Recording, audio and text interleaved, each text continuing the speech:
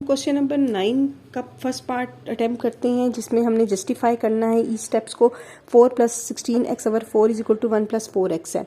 अब हमने साथ साथ बताना है कि कौन सा स्टेप में हमने कौन सा लॉ यूज़ किया। अब लेफ्ट हैंड साइड हमारे पास इसके इक्वल होती है, ठीक है। इसमें से ओवर 4 है, ये 1 ओवर 4 हमने कॉमन ले लिया, तो 4 + 16x रह गया। अब ये कॉमन क्यों लिया है, हमें पता है कि a ओवर b हो ना, तो हम उसको लिख सकते हैं 1 over b multiply by a, यानी कि ये इस तरह करके साइड पर आ सकता है।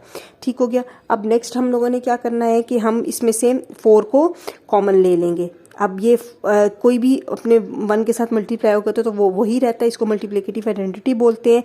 और 16 4 मल्टीप्लाई बाय 4 होता है, तो हम इस तरह लिख सकते हैं। तो यहाँ पे हमने क्या यूज़ किया है, मल्टीप्लिकेटिव आइडेंटिटी।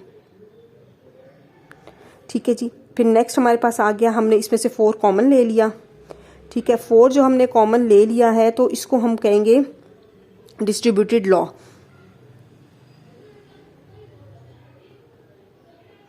लॉ या प्रॉपर्टी। और वो आपको पता है प्रॉपर्टी होती क्या है, a b + c है, ठीक है। तो हम वो a b + a c होता है, तो इन दोनों में से a को कॉमन निकाल लिया, बाय यहाँ पे हमने 4 कॉमन निकाल लिया। ठीक हो गया। अब इन दोनों को हम एसोसिएट करके लिख देंगे, दोनों एक दूसरे के साथ जुड़ जाएंगे। तो ये हम लोगों ने एसोसिएटिव प्रॉपर्टी यूज़ की है, लॉ प्रॉपर्टी कुछ भी कह सकते हैं, ठीक है। अब ये दोनों 1 के इक्वल होंगे। क्यों 1 के इक्वल होंगे, ये एक दूसरे का मल्टीप्लिकेटिव इनवर्स है। इनवर्स मल्टीप्लिकेटिव इनवर्स, यहाँ पे पूरा नहीं आ रहा, इनवर्स है।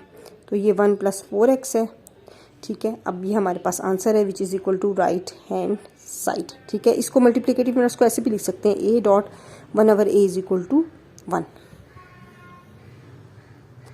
नेक्स्ट इसका पार्ट 2 है, 6x² + 18x over 3x² - 27 = 2x over x - 3। ठीक है जी। अब हमने लेफ्ट हैंड साइड ले ली, लेफ्ट हैंड साइड इसके इक्वल है। अब ऊपर सबसे पहले देखें, ये x और x कॉमन आ रहा है, ठीक है। तो हम इसको सबसे पहले तो यहाँ पे इसको हम ऐसे लिख 6x.x इस तरह करके लिख देंगे। ये x² के 2 पार्ट्स कर दिए, प्लस 6x.3 कर देंगे, ठीक है जी। अब ये नीचे क्या आ जाएगा, नीचे 3.x² - 3.9, डॉट का मतलब है मल्टीप्लाई हो रहे हैं। यहाँ पे हमने यूज़ कौन सी कम्यूटेटिव प्रॉपर्टी यूज़ की है, a b = ba, ठीक हो गया। और अब नेक्स्ट हम क्या करेंगे कि इसमें से हम 6x को कॉमन ले लेंगे, और यहाँ से हम 3 को कॉमन ले लेंगे। 3 और 2 यहाँ पे कैंसिलेशन लॉ, यहाँ पे कॉमन फैक्टर लिया है हमने, इसको लिख देंगे कॉमन फैक्टर, ठीक है। वो लिया है कॉमन फैक्टर x लिया है। फिर अब ये कैंसिलेशन होगी है, कैंसिलेशन यहाँ पे होगी, तो ये आ जाएगा 2x है, x + 3 और x² - 9। अब यहाँ पे हम लोग लॉ यूज़ करेंगे, ये इसको एज इट इज़ लिख लेते हैं।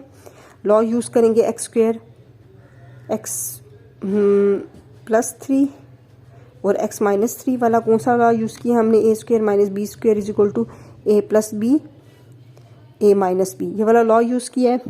और फिर देन ये ऊपर से कैंसिल हो जाएंगे, ये और ये कैंसिल हो जाएंगे। यहाँ पे फिर हमने कैंसिलेशन लॉ यूज़ किया है। कैंसिलेशन लॉ यूज़ करने से ये दोनों कैंसिल हुए, तो इस जगह पे कैंसिल हुए, इसलिए हमने इसके सामने कैंसिलेशन लॉ लिखना है, 2x over x - 3।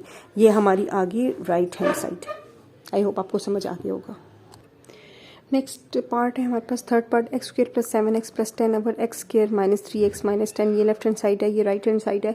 Left hand side हम लेते हैं। अब ये ऊपर ये वैल्यू है, इनको हमने फैक्टराइजेशन के थ्रू सॉल्व करना है। तो हम पहले फैक्टर्स बना लेते हैं। x² है + 10 है, ठीक है। फैक्टर्स में ये 3 वैल्यूज़ हैं, 4 वैल्यूज़ बनती हैं, प्लस है, प्लस प्लस प्लस है, यानी कि दरमियान वाली दोनों वैल्यूज़ में प्लस आएगा। ये x² है और ये -10 है, ये माइनस है, ये माइनस आ गया, माइनस माइनस प्लस, यानी जो सेकंड वैल्यू होगी उसके साथ प्लस का साइन है। अब हम देखते हैं, हमारे पास 7 आना चाहिए। 5 2 = 10, 1 को 10 से मल्टीप्लाई किया है 10 वन ज़ार 10, 10 आना चाहिए। 5 को 2 से मल्टीप्लाई करें, 10 और आपस में प्लस करें 7 आता है, तो ये हमारे पास आएगा 5x और 2x आ जाएगा। नेक्स्ट हमारे पास ये है कि मल्टीप्लाई करें तो 10 आए, आपस में माइनस प्लस माइनस करें तो 3 आए, तो 5x को जब हम 2x के साथ करते हैं तो हमारे पास आंसर आ जाता है -3x। अब हमने यहाँ पे यूज़ क्या किया, फैक्टराइजेशन।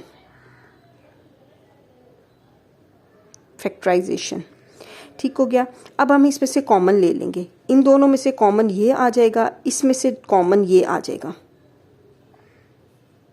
ठीक है, नीचे भी हम यही करते हैं, इसमें से कॉमन x ले लेते हैं और इसमें से कॉमन 2 ले लेते हैं। अब हमने कॉमन फैक्टर ले लिया, ठीक हो गया। अब नेक्स्ट क्या है, अब इसमें भी कॉमन फैक्टर दोबारा आ जाएगा क्योंकि x + 5 हमने कॉमन ले लिया। ठीक है, तो बाकी दरमियान में क्या रह गया, x + 2, ये भी हमने सेम कॉमन फैक्टर लिया है। अब इसमें से x - 5 को हमने कॉमन ले लिया और बाद में रह गया x + 2 रह गया। ठीक है, अब हम यहाँ पर हम क्या करेंगे, कैंसिलेशन करेंगे। कैंसिलेशन कैसे की, x + 2 के साथ कैंसिल हो गया, हमारे पास रह गया x + 5 और x - 5। तो यही हमारी राइट हैंड साइड है, ये प्रूव हो गई।